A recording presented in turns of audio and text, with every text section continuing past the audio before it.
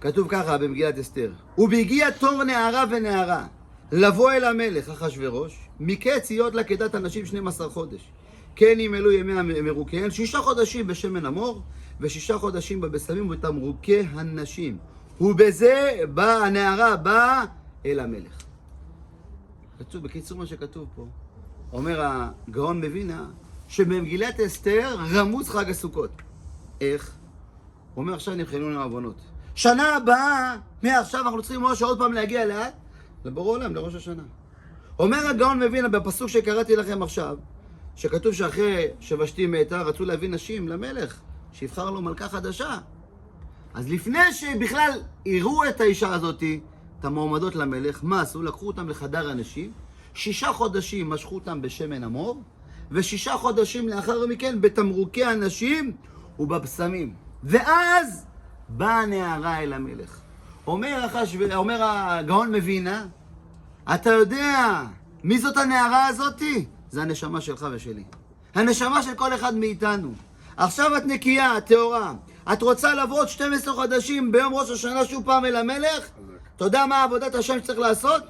2 פעולות, אולי 3. פעולה ראשונה, 6 חודשים בשמן המור, ועוד 6 חודשים בבשמים ובתמרוקי הנשים. עכשיו, איזה עבודת השם זה? לך לספה ככה שישימו על השם? אלא אומר לו, תקשיבו טוב. אומר הגאון מווילנה, אתה יודע מה היה התפקיד של שמן המור, משה? שמן המור היה מסיר את השיער של אנשים. מסיר את השיער. לייזר עושה לזה. אין שיערות. מסיר את השיער. אומר הגאון מווילנה, מה לומדים מפה? דבר יסודי בעבודת השם. 2 דברים בגוף שלנו מתחלפים כל פעם. הם לא נשארים. מה זה? השיער שלנו כל פעם צומח ומורידים, צומח ומורידים. מסתפר, מוריד את השיער והציפורניים. גולות ואתה גוזז, גול. מה העניין? בורא עולם, למה עשית את זה? לא יכולת להשאיר אותי, לא חבל היום כבר תספורת 100 שקל? כל שבוע מסתפרים אנשים. חודש 400 שקל הולך רק על תספורת. בורא עולם אתה משאיר ככה. בלי שיגדל יותר מדי. וזהו. ציפורניים כל פעם לגזוז צמח. אומר הגאון מווילנה, אתה יודע למה הקדוש ברוך הוא עשה 2 דברים כאלה שמתחלפים בגוף? להגיד לך רבנו, תעורר על החיים שלך. החיים חולפים, החיים ממשיכים, האדם לא נשאר פה כל הזמן. תסתכל על הציפורניים, תסתכל על השיער. אף אחד פה אין לו קביעות, אף אחד פה, כולם פה הרעים. יכול להיות היום אתה פה, מחר אתה לא פה. השיער היום, שבוע הבא הוא לא פה. החיים חולפים, מתחלפים, יש זרימה. תדע ככה גם החיים שלך, הם מתחלפים, הם זורמים. יכול להיות שאתה לא, תנצל את הזמן שאתה קיים. לכן בגלל זה, תראה, דבר פלא, כתוב בהלכה, חס ושלום אדם שנפטר לו מישהו מהקרובים שלו, משבעת הקרובים, אבא שלו, אמא שלו נפטרו, חודש אסור לו להסתפר ואסור לו לגזוז את הציפורניים. למה?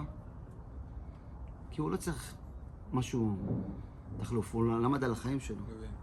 הוא לקחו לו את אמא שלו, לקחו לו את אבא שלו, הוא מבין, בוא'נה, החיים חולפים, את היקרים שלי הם כבר לא פה. אז אתה רבנו לא צריך ללמוד מהציפורניים ומהשערות. חודש עד לגלח אל תסתפר. כי אתה מבין מה זה שהחיים חולפים.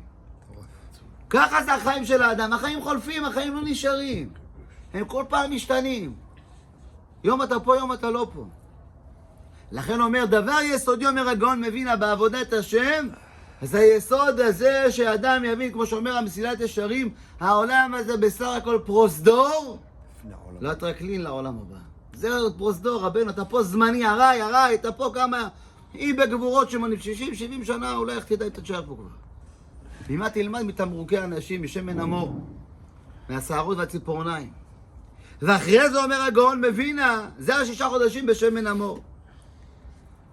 אבל אחרי זה יש את מה? אני אקצר 6 חודשים בבשמים ובתמרוקי האנשים. אומר בבשמים, זה המצוות עשה, להתחיל לעשות מצוות, לקיים מצוות, להוציא פירות, להוציא ריח טוב, בשמים, תעשה מצוות, תתחיל להתחזק, תתחיל לקיים תפילין, שבת, תעשה מצוות, זה הריח טוב, זה השכר של העולם הבא. ותמרוקי האנשים זה כל עניין של מה? להתרחק מהעבירות. מהמצוות הלא תעשה, אומר הגאון מווילנה.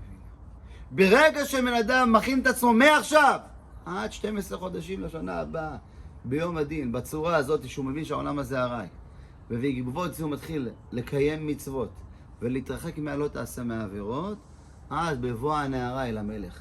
רק אז כראוי לבוא אל המלך. ברגע שאתה מבין שהעולם הזה חולף. וזה עיקר מצוות הסוכה. מצוות הסוכה, מה אומרים לך, רבנו? צא מהקביעות שלך. יש לך אחלה בית, השתבח שמו לעד, וילה נחמדה, טובה, רכב בחוץ, בריכה בבית אפילו. הכל יש לך מסודר, המקרר מלא בין פורת יוסף. לא חסר לך כלום, הכל אתה ניגע, טק, טק, לוקח, הכל טוב.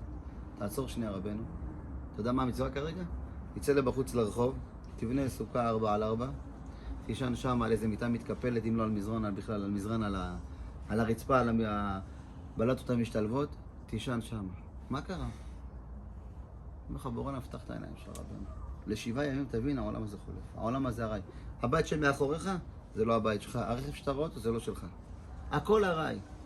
סוכה, מה זה? דירת הרי. הרי! לקחו כמה עצים, כמה דיקטים, יצרו סוכה, זהו.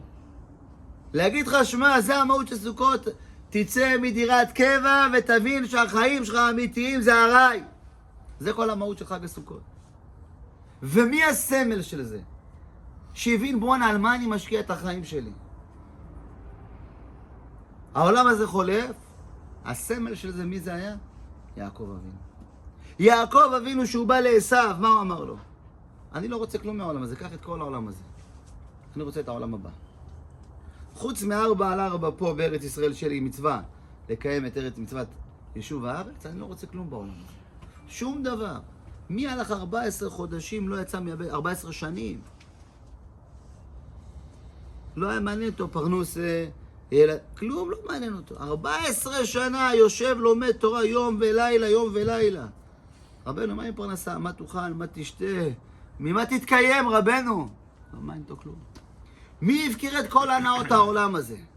מי כל העולם הזה היה בטל בשבילו? כל הגשמיות, כל המותרות האלה היו בטלים אצלו? זה יעקב אבינו. שהוא אמר לעשיו, קח את כל העולם הבא, סליחה, את כל העולם הזה, ותן לי את העולם הבא. אני הבנתי, העולם הזה הרי, העולם הזה כלום. יהיה לי פה, יהיה לי שם, זה יעבור, זה לא שלי. למה אני אשקיע? קח את כל העולם הזה. קח אותו. אני לא צריך את הפרוזדור, אני רוצה את הטרקלין, את העולם הבא. וזה הסמל של סוכות, זה המהות של סוכות. מי שיוצא בהבנה הזאת, שהעולם הזה חולף, והעולם הזה לא ננצח, והעולם הזה לא קיים לעד עולמי עולמים, זה המהות של חג הסוכות. הוא הבין את המסר של חג הסוכות. ולכן הסמל של זה, זה יעקב. לכן הוא אומר, הטור, דווקא חג הסוכות, יותר מכל המדרשים שהבאנו על אברהם אבינו. יעקב מתאים לו חג הסוכות. להבין שהעולם הזה חולף, העולם הזה הרי. צא מדירת קבע, תחיה בדירת הרי. להבין, העולם הזה חולף כנגד העולם הבא. לכן יעקב אבינו זכה שכנגדו חג הסוכות.